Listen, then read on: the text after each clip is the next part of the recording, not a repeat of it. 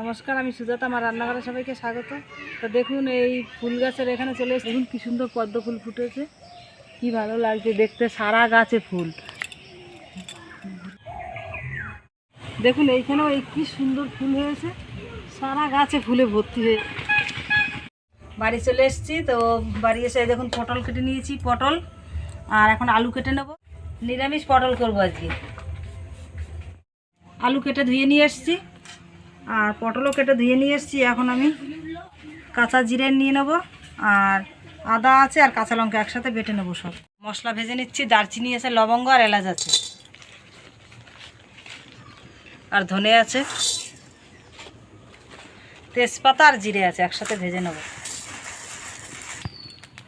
ভাজা হয়ে গেছে।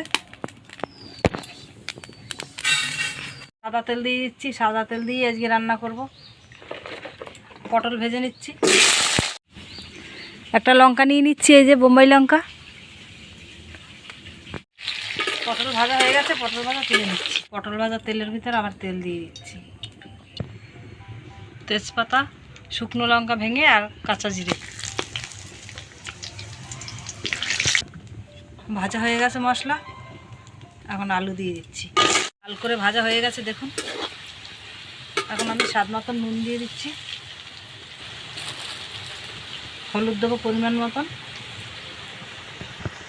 কাঁচা লঙ্কা বাটা, আদা বাটা, কাঁচা জিরা বাটা, টমাটম কুচি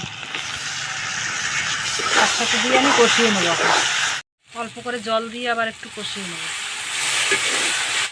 মশলা দিয়ে তেল ছেড়ে দিয়েছে, এখন আমি পটল আবার দিয়ে একটু কষিয়ে নেব।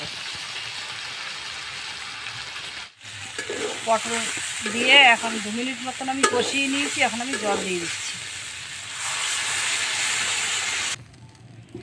আলু পটল দুটোই ভাজার সাথে সাথে একদম দেখুন গলে গেছে, ওই জন্য আমি অল্প করে জল দিয়েছি মাখা মাখা। ধনেপাতা কুচি দিয়ে দিচ্ছি। দেখলেন তো মশলা আমি ভেজেছি, সেই গুঁড়ো মশলা দিয়ে দিচ্ছি। এই বোম্বাই লঙ্কাটা দিয়েছি, গাছ থেকে ছিললাম, সেটা দেখেছেন তো। এই এখন এটা দিয়ে দিচ্ছি। এটা দিয়ে মানে ঘিয়ের মতন একটা গন্ধ আসে, ওই জন্য আমি এই বোম্বাই লঙ্কাটা দিয়ে দিচ্ছি। নাড়াচাড়া দিয়ে দিচ্ছি।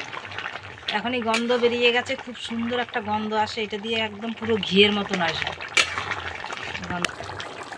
2 মিনিট আমি ঢাকা দিয়ে রাখবো। ঢাকা আমি খুলে নিচ্ছি 2 মিনিট বাদে। রান্না রেডি, আমি এখন নামিয়ে দিচ্ছি। রান্না রেডি, এই দেখুন। আর কত সুন্দর হয়েছে নিরামিষ পটল। রেসিপিটা দেখে যদি ভালো লাগে, লাইক কমেন্ট শেয়ার সাবস্ক্রাইব অবশ্যই করে দিন।